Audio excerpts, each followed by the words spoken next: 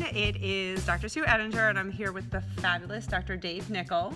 Fabulous. And we are in San Diego, beautiful location for, is this your last conference of the year? It is my last conference. It is my last conference of the year. Woo woo!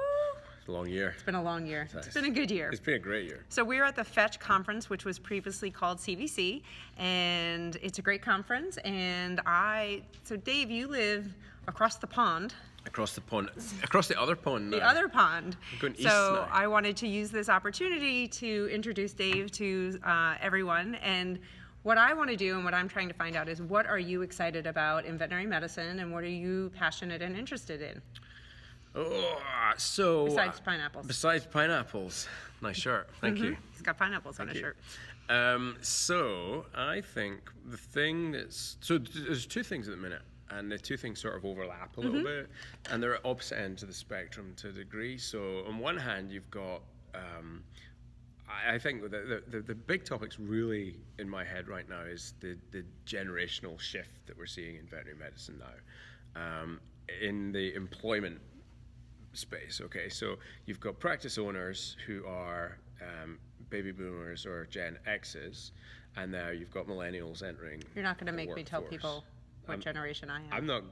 He's not going to go there. No. I'm not going to go there. I wasn't born yesterday. I'm not a millennial.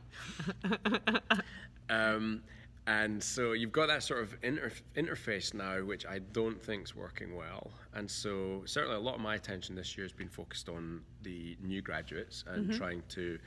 One of the beliefs I have is that the job that we are selling them before they come into college, I think the market's feeding back to us that they don't want that, the job they're getting at the end of the product. And Right. it's a hypothesis, all right? It's not anything I think is absolutely real or true, but I think it's something that's going on, is that people come into veterinary medicine with a sort of romanticized view of what it is.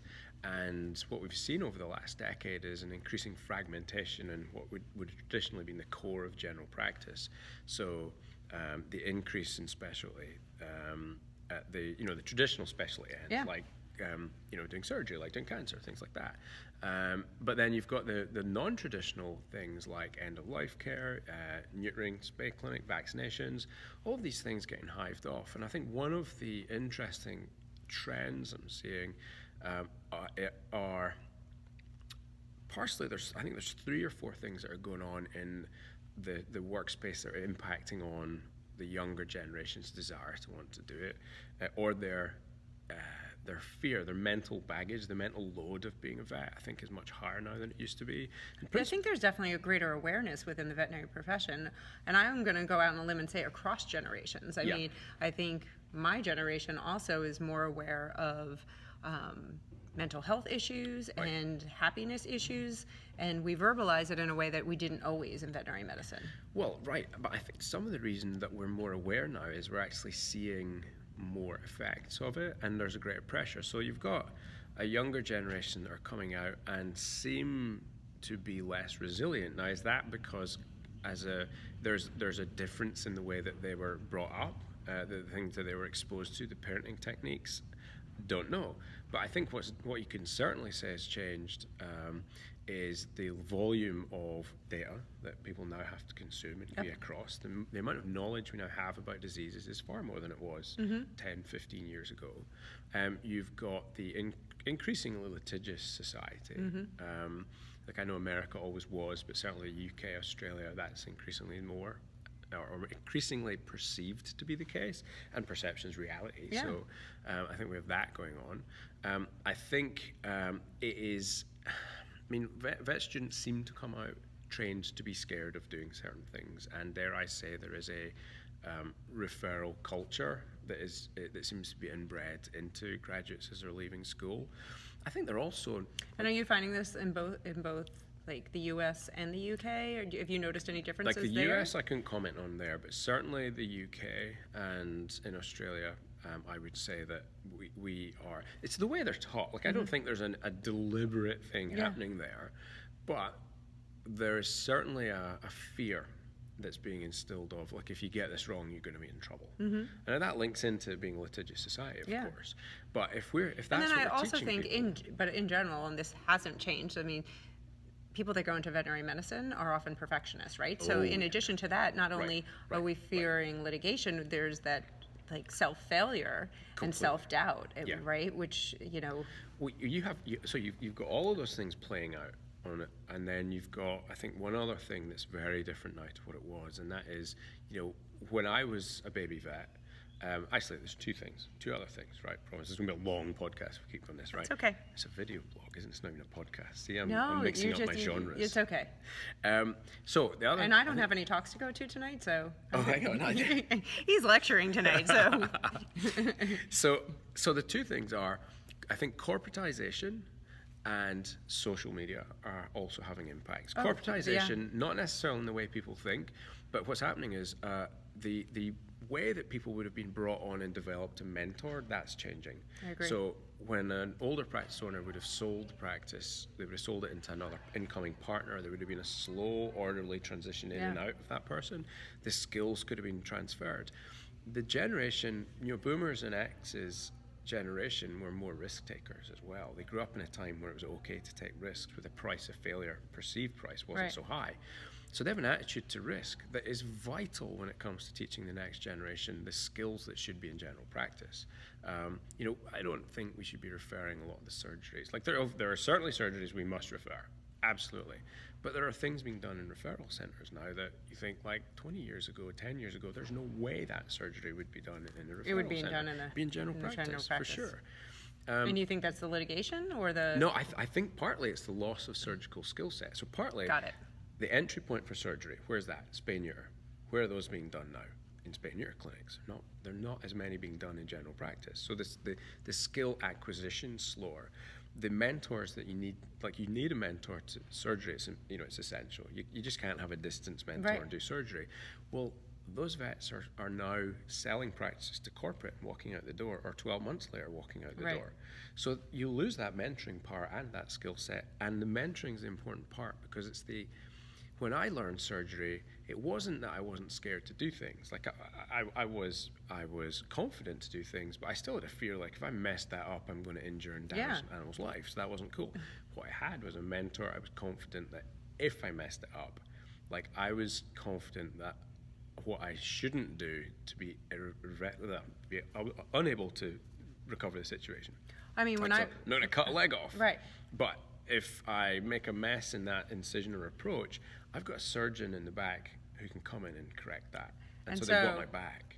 And I'm a little bit further out, but so when I was at my internship at Animal Medical Center, one of the, crazy 80-hour days, a lot of work, but we also had a lot of experience doing stuff. So by the time you finished that internship, you gained multiple years worth of experience.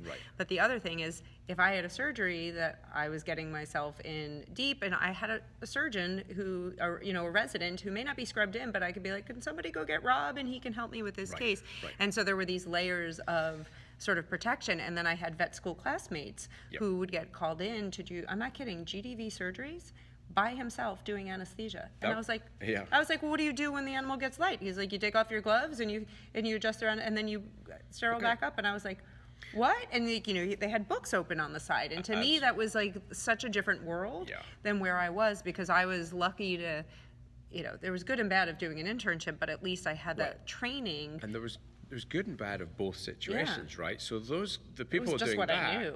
They just, and it was just what they knew. So obviously that as a standard of care is it's dangerous, and it's probably bad for everybody to have that. However, the opposite end of that spectrum is you've got people who are afraid to do absolutely everything. Right. And so that's what I think with corporatization, the mentor leaves. Now you've got, who's the senior vet in there? Well, often they're 3-4 years qualified. With respect, that person has not yet matured to being the rounded vet that's capable of mentoring the deeper, more involved surgical skills like sonography, surgery. Those things just take time to master. So you've got reduced entry points, you've got reduces in mentoring ability, increases litigation. And if you screw up now, like once upon a time it was between you, your boss, and the client, and maybe the local press if you're unlucky. No way. That's across Instagram. It's across every You're review shamed. site. Yeah. It could be a petition, like a petition site. There's a petition site in the UK for a practice that's acquired 35,000 signatures Because of a vet's actions. saying they should be shut down or investigated because of, and it's all one-sided, terrible. Not terrible language from the client, but you've got the client's perspective. They've posted a petition to the government, like on the UK government website, to have this practice assessed or shut down because of, and they've given a tiny paragraph of what happened.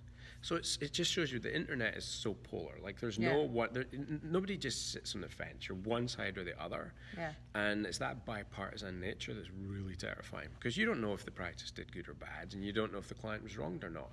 You just have but that 35,000 people have weighed in with an opinion, and everybody, of course that's crushing for the practice. And one of the things that I've tried to do with social media is balance that. Like I feel like there's a lot of negativity out there, and try to balance it with hope and good stories and a positive environment. So if any veterinarians or veterinary team members are listening, so we have a closed Facebook group, and we'll put a link below. You have to be a veterinary team member. You can be a practice manager. But what I'm doing is to try to create an environment where we can share cases, ask questions, and just also support each other, because I think there's so much negativity out there, it becomes overwhelming. And most pet owners are completely surprised at the high suicide rate that we have, the high depression rate in veterinary medicine. They think it's all cuddling animals and puppies and things like that. So I do agree. And I've put myself out on social media, and sometimes I question it as well, because it can be you're at the mercy of the rest of the world. And and the reality is, like, most people aren't spending time thinking or raging about something. It's a throwaway thing. They sign a comment once and then they never forget it. They forget about it after that. But it's the stories that we then tell ourselves based on that. But the veterinarian that someone writes a bad comment about, they don't forget about it. Well, that's what I mean. Right. Like they just live with it. They tell themselves stories based on it. Like, I'm never going to work again, or I'm a bad vet 'cause I had this. And mostly that's not true. Most of these things, although they're there in digital print, they do blow over, and you can choose to beat yourself up for a while or forever, or you can see it for what it is, which is a bad comment, move on, because nobody's going to remember that, and let's focus on getting more good comments thrown on top of that. That said, that's what's going on there. That's, I think, why graduates are struggling, is because there's just that sort of combination of litigious, lack of mentorship, and just a lack of support. I did a study on the wage inflation as well, which is really interesting for the UK, and I'm pretty sure it'd be the same here, but it's very easy to get this data. You put in what the starter salary for vets was back in 1998 when I graduated, and then you compare it to today. Did you graduate in 98? I did. Oh, but you do the shorter... We do 5 years in vet school, but we don't have to do a degree before that. I graduated in 98 as well. Well, there you go. But I'm a little bit older. I think we're the same generation. That's for sure. He's a baby. And so you put in the salary in 98. I want to hear this. £25,000 all in, with you got a car, you got a house, a modest bonus package, and a £16,000 salary. So times 1.5 to get dollars, right? If you then look at what that should have happened with inflation, it should be about £42,000 a year they're getting paid now. When you graduate, getting paid 30 coming out of college, all in. Like, and they can be in from 26 to 30. So you add in all of those pressures, and then you look at their spending power is reduced, and you start thinking, well, actually, it's probably not that surprising we have a churn in the profession right now. The market's telling us, I believe, that they don't, the product, the job that we're selling to the market doesn't want. And so either we have to change the market, and that's going to be hard. That means taking in different vets and training them differently, or we have to change our jobs. And the reality is we probably need to meet somewhere in the middle. Like, I think, like, colleges' admissions policies, pushing graduates out into the world at the minute with the levels of debt, financially, just doesn't appear to make any sense whatsoever, unless you're going to get in practice ownership. So, coming out of college with $200,000 worth of debt into a job where, the market is as challenging as it is for graduates, I think that's a really tough thing to do right now.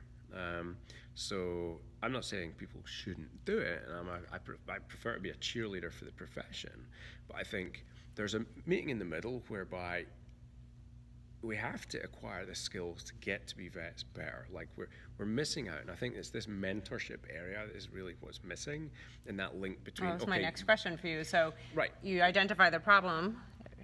Where do we go from here? Well, I think the challenge is going to be for corporatization is to find training pathways that get the mentorship and the skill development in there in a meaningful way that is, okay, we have a day one vet here. How do we take them to be a year one vet across here? And that's a product that we're happy is delivering a good quality medicine, and it's not a product, it's a person. Right. So that person is happy within the industry as well. And so there's a training process I think needs to be looked at across the board. Whether that's, and I actually like the thought, like what you did, doing an internship, like internships in general practice. The problem with an internship is, I'll be honest, it delays another year. It's like, I call it like subsidized education. Right. I did an internship in New York City Right. in 98 to 99, and I think the salary was like 18 or Right. 20,000 in New Right. York City. So Right. the way that I looked at it is, it was a year of subsidy. Instead of paying tuition, as I did at Cornell. How much would you have gotten paid if you'd have taken a job in practice? Probably, I'm gonna guess, maybe 50 to 60,000. So it was a big drop down. It was a big drop, but then the year that I finished, if I had gone into private practice, I went and did additional training to get into my residency. I was noticing an increase in that, but for me, it was the comfort and the experience that I gained. But you could see why would be like, another year of almost debt, because you're not Right, really right. You're like, when do I get to start, paying back some Right. of my debt and things like that. So in hindsight, for me, it was a great decision, but I can see why it's such an overwhelming decision. Like, Right. do I want to go and do an internship, or do I want to go and start making money so I can get going with my life? Yeah. You know what I mean? Yeah, And yeah, start yeah, paying yeah, off my debt. No, totally. Well, look, this is partly why I wrote the book. Yay. And I'll, plug the book just now. My book. Your book. So that's why I wrote the book, partly because I wanted to give people entering vet school, leaving vet school, just like an idea of, okay, what are the things they should be thinking about in order to thrive, not just survive. And I think that's so important. Yeah. And that's why I then went a step further on and created the VetX mentoring So group. tell everybody about VetX really cool, because I just found out about this probably last night, and I don't know why I didn't know about it, but it is super fantastic. So tell everybody real quick before you have to go do your evening talk with Andy. Right, before I get sideswiped Andy's like, off. why are you not Yeah, here? why are you He not gets here? very stressed if you're not there. He does. That's because I do all the hard work and get everything set up for him, so he, makes it look easy. I'm like the legs, the paddling away like that. And he's just up on top, looking around. We love you, Andy. So VetX is a mentoring group, and there's really sort of 4 components to that. So we do 12 months of lectures. There's 2 lectures a month. All online. All online. So online mentoring. So I can do it in my pajamas. You can do it in your pajamas. So we do a teaching lecture where it's much more theory-based.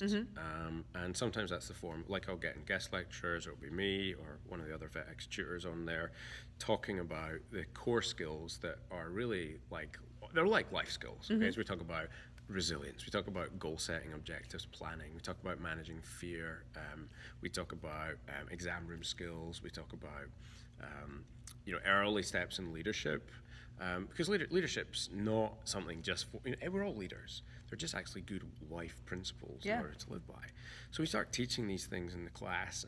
But I don't think we get that mentoring in vet school. None of it. Right? None of it. I mean, some of the leadership training that I had was from a really good hospital director Right. who saw that I was sort of this lump of clay, but like needed to kind of give me the tools to become a better leader within the hospital. Yes. And I just mean like, you know, a leader for my team, like on my service and things like that. And that's Yes. what we all want. Like, you know, I think one of the things that is important for veterinarians to realize when they walk into a practice is you're a leader by being a veterinarian, and people will look up to you. But we're not taught, in my opinion, like, and when you're in vet school, you want to pass boards, you know, become a vet, you want to learn all that medical information. Right. But I think those leadership skills, which are the tools that will allow you to be successful, are not taught. And if they were being taught to me, I didn't pay attention because I wanted to learn how to become a vet. Right, because your focus is somewhere Right. else. And actually that's a challenge even at the graduate level, because you're still, like, you don't want to get sued. That's your Yeah. focus. So that's fine. So we put that in the class and we say, okay, well, we'll teach you, because we've got data,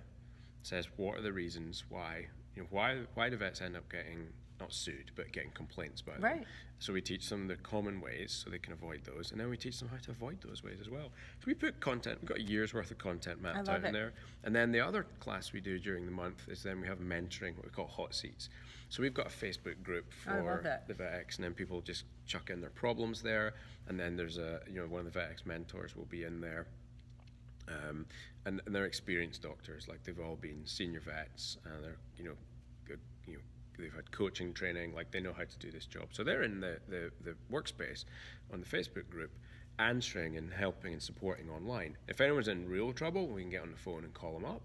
And just talk them through, like, okay, I this is how love you the hot manage seats. this. So I actually do that with my speaking mentor, and we Right. have a group, and he has 4 hot seats every week, Right. and we get on. And what's really cool is not just to get the help from the leader of the program, but the other people. And so I had a moment where I was having some issues, and the team sort of like came together, and support. it really is support. really cool. But it's scary to go in the hot seat. Yeah. But I think you learn so much. And what I love is I also learn from other people being in the hot seat, and then you're like, oh, I can take that skill, or that's where I think. That's what the value was, because there's a lot of vets that are introverts. They Yeah. don't want to get in a hot seat. So we choose the problems that are regularly cropping up. I love And it. we pull that into the hot seat, and then I will either, or one of the tutors that will dissect that, take it apart, put it back together, and just teach people how to work with these problems.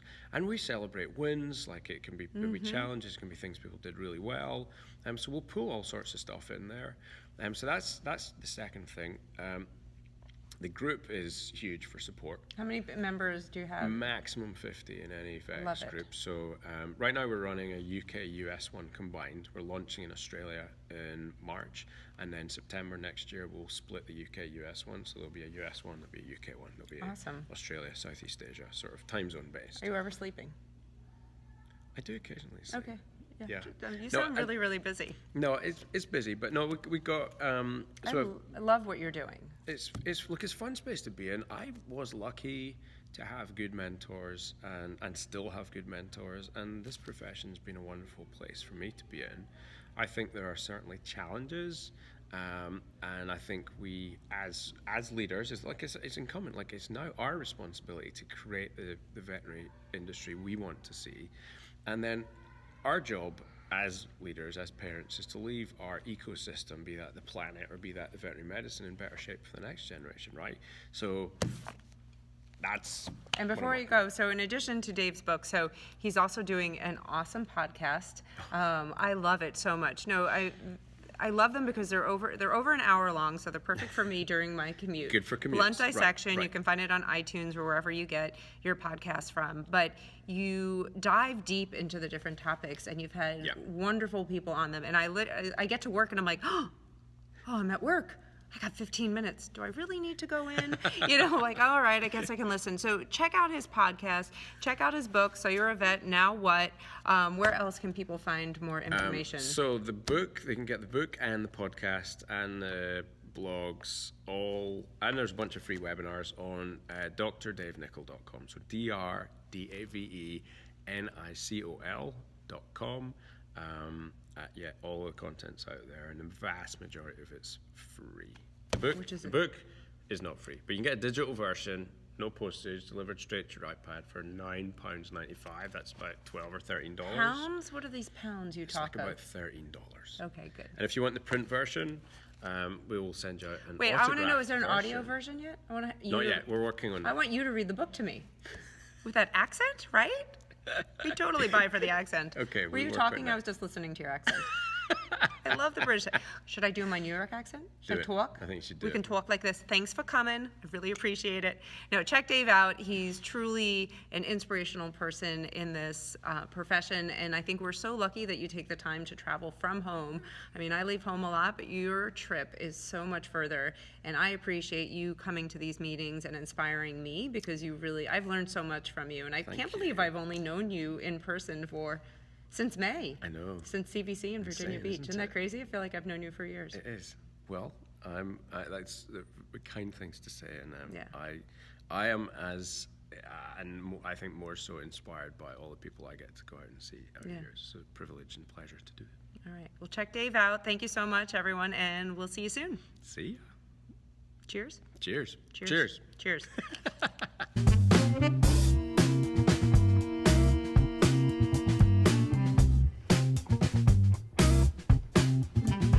Oh, you're going. You have the little button. Uh-huh. See? I have my little... You do. I like that. Does that It's just it's amped up. It's just All a right. thing. You ready? I'm ready. Okay. Very Here we go. Hey, everyone. We are at Fetch. Veg. Not CBC. So they were not calling the CBC con... Really informal. We've done this before. Done. Done.